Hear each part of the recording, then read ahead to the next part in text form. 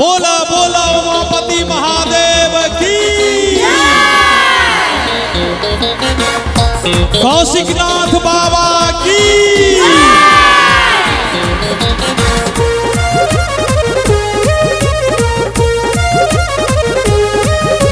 सावन महीना बड़ा पावन लगइए, बाबा के दर्शन ले मन तरसइए। सावन महीना बड़ा पावन लगइए, बाबा के दर्शन ले मन तरसइए। हर हर बम बम गेबे, हर हर बम बम गेबे, बाबा दुवरिया जेबे, बाबा दुवरिया जेबे, बाबा दुवरिया जेबे, बाबा दुवरिया जेबे।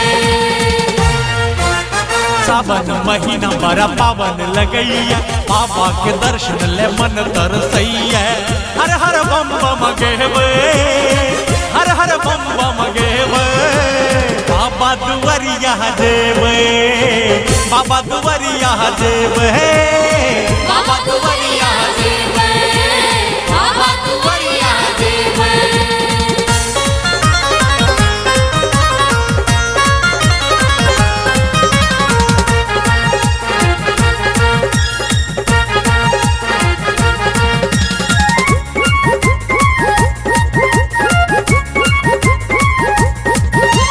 सब कमरथुआ बाबा धाम में बल बम गाबै छै। सब कमरथुआ बाबा धाम में बल बम गाबै छै। निर्मल दीन दुखी के भोला बाबा आस पुराबै छै। भोलानाथ के ध्यान लगा के गंगा जल बेलपत्र चढ़ा के, भोलानाथ के ध्यान लगा के गंगा जल बेलपत्र चढ़ा के मौनक बात सुने हवे, मौनक बात सुने हवे।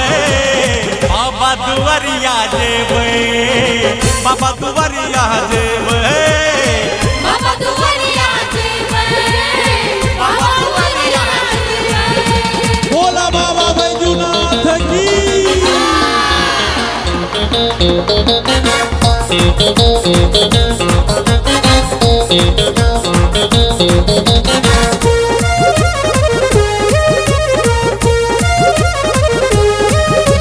बस बरद पर बैस के बाबा भक्त के राह निहारै छै।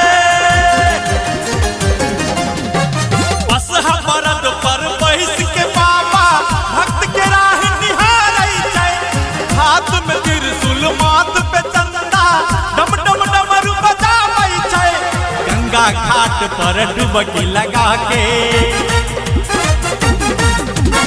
लाल हरा पियर कंवर सजा के